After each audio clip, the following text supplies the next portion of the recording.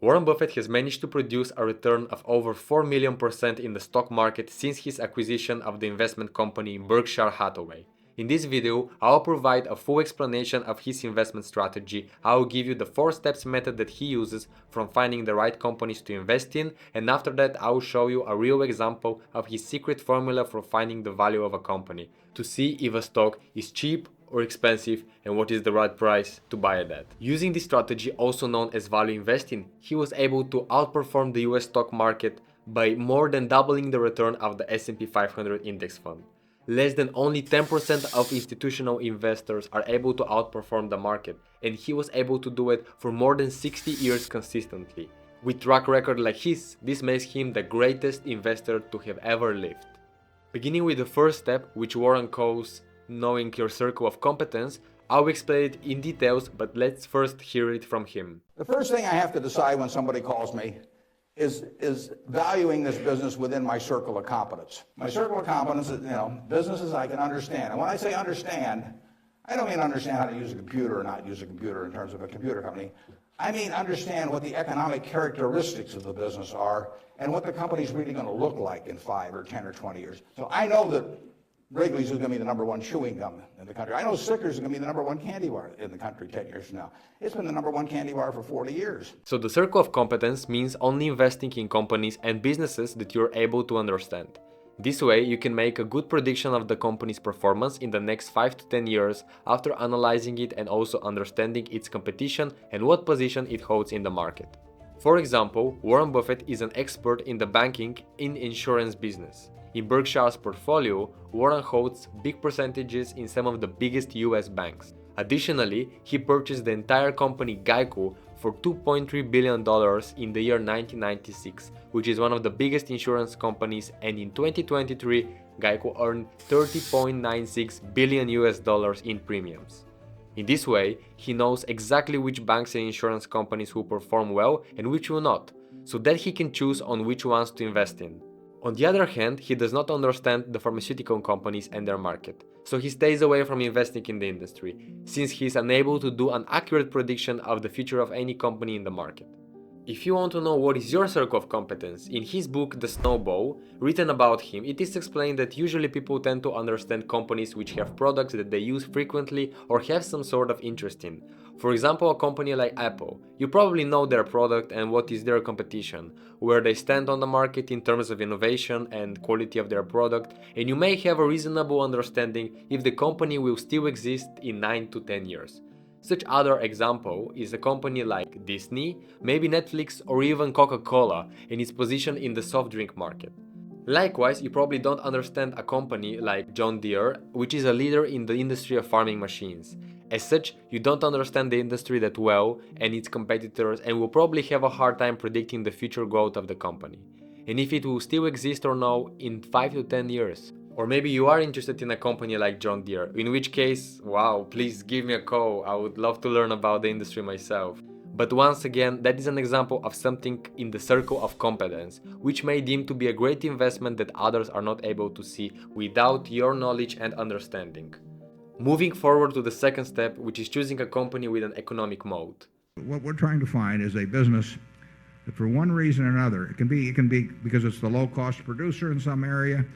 It can be because it has a natural franchise, because of service capabilities. It could be because of its position in the consumer's mind. It can be because of a technological advantage, or any kind of reason at all that it has this moat around it. And then what we have to decide is all moats are subject to attack in a capitalistic system. So everybody is going to try. If you've got a big castle in there, people are going to be trying to figure out how to get to it. We are trying to figure out why is that castle still standing? And what's going to keep it standing or cause it not to be standing 5, 10, 20 years from now? As explained by Warren Buffett himself, economic moat is something which makes it extremely hard for competitors from arising and taking a company's leadership position. One such example of moat is switching cost, which is found within the largest investment that Warren Buffett has, and it's the company Apple. He was able to identify that a company like Apple do not only sell iPhones and tablets, but also wearable devices like watches and earbuds. So those kind of products work the best if you're already part of the Apple ecosystem. So it's very unlikely that you would switch to an Android, since your devices might not be compatible or work as well with the other ecosystem. This mode also includes a company like Nvidia, where it's very hard and expensive to switch your computer processor or video card with another brand in your laptop. Also, the huge data centers that already use Nvidia processor to train artificial intelligence cannot just throw them away, but are bound to use Nvidia servers, since it will be very expensive to replace them. Continuing with the networking effect, a great example of this is Meta or even YouTube, where the more people use the platform, the more content is produced, so the more and more people therefore use it. If all of your friends are on Facebook or Instagram, it is much more unlikely that you will go to another platform, since you will not be able to see what they're posting or doing. Likewise, if your friends use WhatsApp or Facebook Messenger, it is unlikely that you would use the Chinese company WeChat, since nobody will be able to see your messages. The third mode is low cost to produce, where it's very hard to compete with those businesses because of their low pricing.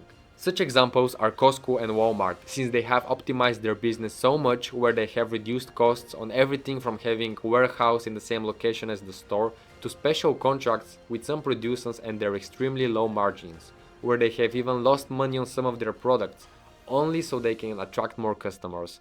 That makes it very hard for other stores to compete with Costco and Walmart on prices. Moreover, another mode are capital-intense companies, such as Airbus or Boeing. Those are examples of companies where they have a so-called duopoly, where it is nearly impossible for them to get a new competitor, since it is extremely expensive to build airplanes, especially at the scale that they do it at. They also have exclusive contracts with some airline companies, restricting them to purchase from another manufacturer of airplanes. Lastly, the final mode, which Warren Buffett is a big fan of, is brand power. Companies that utilize this mode are, for example, Coca-Cola and Heinz Ketchup, where a lot of people associate their brand with the product itself. So when you mention ketchup to someone, they immediately think about Heinz Ketchup, and same goes for Coca-Cola. Interestingly enough, Coca-Cola is one of the largest held positions of Warren Buffett, where he owns more than 9% of the entire company, and it has produced him an outstanding return. He knows that even if Coca-Cola raised the price of their drinks, people will not stop buying it, as they have done in the past. Moving over to the third step of our analysis, it is a management analysis. Let's hear what Warren Buffett has to say about it. We read a lot. We read annual reports. We read about competitors. We read about the industries they're in. In terms of sizing up managements, when we read things where we basically are getting dishonest messages from the management, it makes a difference to us. But I think you can learn a lot by reading the annual letters. That tells you something about the individual. If he's not willing to talk once a year through a few pages to the people that gave him their money to invest, I've got some questions about people like that. One of the most important things when assessing the management of a company is how successful they are in managing it and also how honest they are. One way to see that is by looking into past annual reports or conference calls that every public company releases every 3 months, where management gives promises or create projections for the future of the company. You can see if they kept their promise or if the company has performed as they stated. Another way is by looking at the figure that you can find for each company called return on invested capital or ROIC. What this figure shows is the return that management achieved by reinvesting the money back into the business. For example, let's say that there is a company that produces computer chips. So currently, this company has only one manufacturing facility that it uses to produce those chips. And now they decide to spend $1 million into buying a new facility with equipment inside to produce chips. And in 1 year, this facility is able to generate $100,000. That means that there is 10% return on invested capital. In that way, you can assess if the management is good with reinvesting the money back into the business and if they are able to produce constant and even increasing return on invested capital figure each year into the past. Lastly, another figure that you can look at when analyzing a company is how much debt do they use. There is nothing wrong with using debt as a company. Matter of fact, using debt may mean that you have a lot of investment opportunities that you need additional funds or debt to achieve, such as the example with the chip manufacturing facility. The figure to look out of, however, is called debt ratio, which means how much debt does the company uses compared to how much funds come from the generated cash of the company, which is achieved with its normal business operations. If the number is over 1, it means that the company may use too much debt, and can be at risk of default, or the management has managed the debt correctly. This is another sign of a poor management that you have to look out for. After you understand the 3 steps that we just discussed, we can finally talk about the valuation method of Warren Buffett that he uses to decide the correct price to pay for a company. The method that he uses is called discounted cash flow. Let's hear him explain it. Well, intrinsic value is what is the number that if you were all-knowing about the future and could predict all the cash that a business would give you between now and Judgment Day, discounted at the proper discount rate, that number is what the intrinsic value of a business is. In other words, the only reason for making an investment and laying out money now is to get more money later on, right? That's what investing is all about. So what the discounted cash flow means is that you need to first take a number called a free cash flow. A lot of companies provide this number themselves, but one method for you to find out that number is by looking at the cash flow statement that the company releases in the annual report. There, what you can do is take the cash flow from operations figure, which is basically the cash amount that the company generated from their normal day-to-day business operations.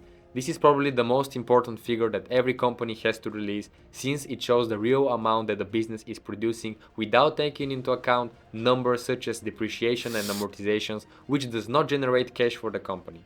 And then what you should do is subtract a number called capital expenditure or capex, which are funds used by company to acquire, upgrade or maintain physical assets. And that's how you come up with a free cash flow figure. So as promised, I will now present you with a real example on how to do this valuation. What you do is you will do a projection of the future growth of the company. The way to do that is by looking in the past 5 to 10 years of free cash flow and seeing the compounded growth that the company has achieved in that timeline. I use this free website called QuickFS, where you can easily check the last 10 years of a company's performance and see its compounded growth figure for that period. Then, you can combine your knowledge of the industry and the company's competition and make a reasonable prediction if the company will be able to grow with the same rate, or if you expect it to either decrease or increase its growth. So for the sake of my example, let's say that the company has a free cash flow of $1,000 per share. So the total free cash flow divided by the number of shares, and we can expect it to grow with 15% year by year into the future. You can use another free website called MoneyChimp, when you can use this compounding calculator to put the current free cash flow, the years into the future that you want to calculate for, and the return that you project the company to make. This number now shows how much the free cash flow of this company will be in the next 10 years. The final step to calculating this amount is taking this number and discounting it at an appropriate rate, which is the exact return that you want to achieve. Warren Buffett has managed to achieve around 20% compounded growth since he acquired his investment firm Berkshire Hathaway. So to calculate that in the same MoneyChimp website we use, by going to the present value, you can plug in the future free cash flow that we already calculated, the number of years that we will be discounting to come to the present, and then your desired return, which is 20% in this case. And you come up with the amount of exactly $653,038. So this is the stock price that you should be willing to pay for one stock of this theoretical company if you want to achieve the same astonishing return as Warren Buffett has achieved. One very important last trick that we want to mention is something which Warren Buffett calls margin of safety. What that is you ensure yourself that the company has one bad year in business or a new pandemic comes along. Your returns will therefore suffer. So what he does is he puts anywhere from 20 to 50% discount on the share price. Worst case, if nothing happens, that only guarantees him a higher return on investment. So that means that he would instead pay somewhere between 522 and 326 for a stock of this company. So usually, after finding a suitable company to invest in, and he goes through the 4 steps that I described in this video, he would wait for the stock of the company to fall to a price that he feels comfortable to invest in, and that's how he has managed to have this return. Check out these videos to learn more about investing from the legendary investors that will make you as successful as they are, and see you in the next one.